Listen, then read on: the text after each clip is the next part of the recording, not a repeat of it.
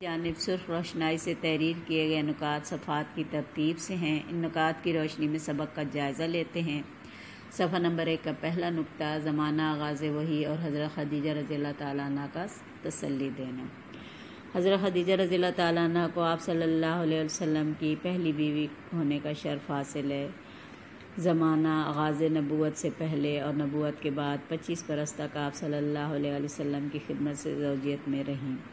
زمانہ آغاز نبوت میں آپ صلی اللہ علیہ وسلم کو ان الفاظ میں تسلی دیتی تھیں: خدا کی قسم، خدا آپ کو کبھی غمگین نہ کرے گا۔ آپ صلی اللہ علیہ وسلم صلح رحمی کرتے ہیں، یعنی رشتہ داروں کا حق ادا کرتے ہیں، مقروضوں کا بار اٹھاتے ہیں، غریبوں کی اعانت کرتے ہیں یعنی مدد کرتے ہیں، مہمانوں کی ضیافت کرتے ہیں، حق کی حمایت کرتے ہیں۔ حضرت عائشہ رضی اللہ تعالیٰ عنہ کی زبانی آپ صلی اللہ علیہ وسلم کے اوصاف مبارکہ کا بیان۔ امہات المومنین میں حضرت عائشہ رضی اللہ تعالیٰ عنہ سے بڑھ کر کسی نے بھی آپ صلی اللہ علیہ وسلم کے اوصاف مبارکہ تفصیل سے بیان نہیں فرمائے۔ آپ فرماتی ہیں، حضرت محمد صلی اللہ علیہ وسلم کی عادت مبارکہ تھی، کبھی بھی کسی کو برا بھلا نہیں کہتے تھے، برائی کا بدلہ برائی سے نہیں دیتے تھے، بلکہ درگزر کرتے اور معاف فرما دیتے تھے۔ ذاتی معاملے میں انتقام سے درگزر آپ صلی اللہ علیہ وسلم کی عادت مبارکہ تھی، کبھی بھی اپنے ذاتی معاملے میں کسی سے بدلہ نہیں لیتے، کسی سے انتقام نہیں لیتے، بلکہ معاف فرما دیتے، کبھی کسی غلام، لونڈی، عورت، جانور پر ہاتھ نہیں اٹھائے اور کبھی بھی کسی کی درخواست رد نہیں فرمائی۔ دوسرے صفحے کا پہلا نکتہ، حضرت امام حسین رضی اللہ تعالیٰ عنہ کا آپ صلی اللہ علیہ وسلم کے اخلاق کی نسبت حضرت علی رضی اللہ تعالیٰ عنہ سے سوال۔ حضرت علی رضی اللہ تعالیٰ عنہ حضرت محمد صلی اللہ علیہ وسلم کے تربیت یافتہ تھے۔ آغاز نبوت سے آخر تک کم از کم 23 برس تک آپ صلی اللہ علیہ وسلم کی خدمت مبارکہ میں رہے۔ ایک مرتبہ حضرت امام حسین رضی اللہ تعالیٰ عنہ نے آپ صلی اللہ علیہ وسلم کے اخلاق و عادات کی نسبت سوال کیا تو آپ نے فرمایا کہ محمد مصطفیٰ صلی اللہ علیہ وسلم خندہ جبین، نرم خو اور مہربان طبع تھے۔ کوئی برا کلمہ کبھی بھی اپنے منہ مبارک سے نہیں نکالتے تھے، کسی کے عیب تلاش نہیں کرتے تھے، بلکہ اپنے نفس سے 3 چیزوں کو دور کر دیا تھا۔ پہلی یہ کہ بحث و مباحثہ، دوسرا ضرورت سے زیادہ بات کرنا، اور تیسرا جو بات مطلب کی نہ ہو اس میں پڑھنا۔ اور اسی طرح دوسروں کے متعلق بھی 3 باتوں سے پرہیز کرتے تھے، کبھی کسی کو برا نہیں کہتے تھے، کسی کی عیب گیری نہیں کرتے تھے اور کسی کے اندرونی حالات کی ٹوہ میں نہیں رہتے تھے، یعنی کھوج نہیں لگاتے تھے۔ آپ صلی اللہ علیہ وسلم کے اخلاق حسنہ اور ہند بن ابی حالہ رضی اللہ تعالیٰ عنہ۔ ہند بن ابی حالہ رضی اللہ تعالیٰ عنہ وہ ایک پیارے صحابی ہیں جو حضرت محمد صلی اللہ علیہ وسلم کی گود مبارک میں جنہوں نے پرورش پائی۔ آپ فرماتے ہیں کہ محمد مصطفیٰ صلی اللہ علیہ وسلم نرم خو، سخت مزاج نہ تھے، نرم خو تھے، کبھی کسی کی توہین روا نہ رکھتے تھے، چھوٹی چھوٹی باتوں پر اظہار تشکر فرماتے اور جو کچھ بھی سامنے آتا اللہ کا شکر ادا کر تناول فرماتے۔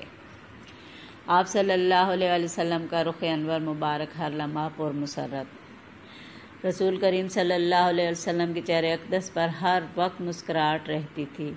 ایک صحابی جریر بن عبداللہ رضی اللہ تعالیٰ عنہ ایک ایسے صحابی ہیں، وہ فرماتے ہیں کہ نبی پاک صلی اللہ علیہ وسلم کی ذات اقدس مبارک کی وہ عادت مبارک تھی کہ جب بھی انہیں دیکھتے محبت سے مسکرا دیا کرتے تھے۔ آپ صلی اللہ علیہ وسلم کا احساس مروت اور مہمان نوازی۔ ایک مرتبہ آپ صلی اللہ علیہ وسلم سعد بن عبادہ رضی اللہ تعالیٰ عنہ سے ملنے گئے۔ واپسی پر انہوں نے اپنے صاحبزادے قیس رضی اللہ تعالیٰ عنہ کو آپ صلی اللہ علیہ وسلم کے ہم رکاب کر دیا۔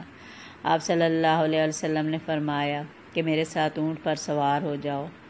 انہوں نے بے ادبی کے لحاظ سے ہچکچاہٹ کی تو آپ صلی اللہ علیہ وسلم نے فرمایا کہ یا تو سوار ہو یا گھر واپس لوٹ جاؤ، اور وہ بے ادبی کے لحاظ کی وجہ سے اپنے گھر واپس چلے گئے۔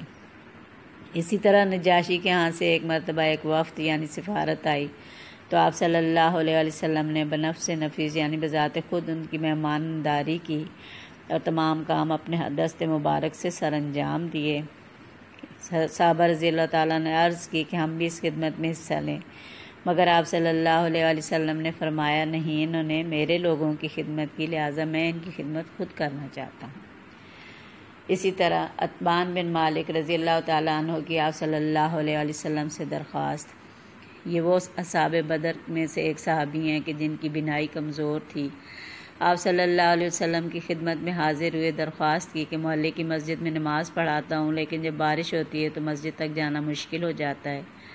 آپ صلی اللہ علیہ وسلم اگر میرے گھر تشریف لائیں اور نماز پڑھ لیں تو میں اسی جگہ کو سجدگاہ بنا لوں۔ دوسرے دن آپ صلی اللہ علیہ وسلم حضرت ابوبکر صدیق رضی اللہ تعالیٰ عنہ کے ساتھ تشریف لائے، دروازے پر ٹھہر کر اجازت طلب کی۔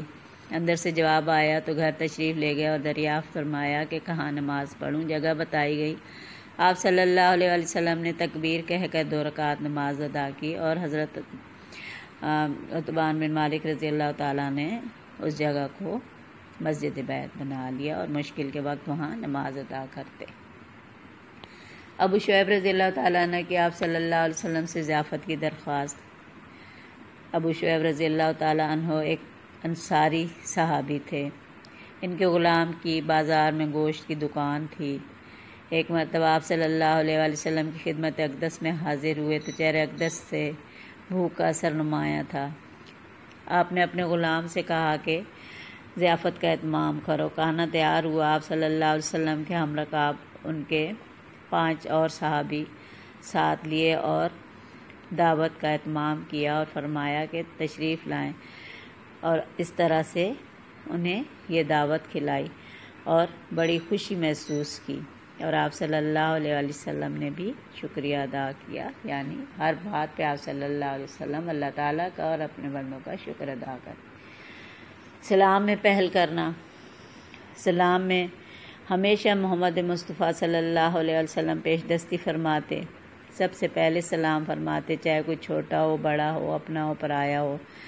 جب چلتے تو مرد عورتیں بچے جو بھی سامنے آتے سب کو سلام کرتے۔ آپ صلی اللہ علیہ وسلم کی عادت مبارکہ تھی، اور یہ بہت ہی خوبصورت بات۔ اس سبق کا مطالعہ کرنے کے بعد، آپ صلی اللہ علیہ وسلم کے اخلاق حسنہ کا جائزہ لینے کے بعد، ہم ان تمام باتوں کو اپنی زندگی کا حصہ بنا کر نہ صرف ایک اچھے انسان بن سکتے ہیں بلکہ اپنی دنیا اور آخرت کو بھی سنوار سکتے ہیں۔ سبق کا تفصیلی جائزہ لینے کے بعد اب ہم اس کے نتیجے کی جانب بڑھتے ہیں۔ ارشاد باری تعالیٰ ہے، نبی پاک صلی اللہ علیہ وسلم تمام جہانوں کے لیے رحمت کا سبب۔ اللہ تعالیٰ نے قرآن پاک میں ارشاد فرمایا، اے محمد صلی اللہ علیہ وسلم، ہم نے آپ صلی اللہ علیہ وسلم کو تمام جہانوں کے لیے رحمت للعالمین بنا کر بھیجا۔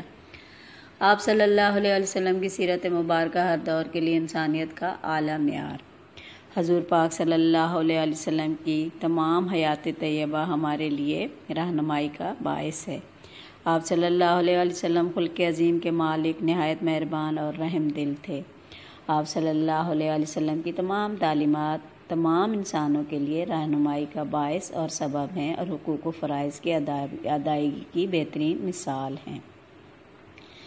بقول شاعر لفظوں میں بیان وصف پیغمبر صلی اللہ علیہ وسلم نہیں ہوتا، اور کوزوں میں کبھی بند سمندر نہیں ہوتا۔ حضرت عائشہ رضی اللہ تعالیٰ عنہ کی گواہی۔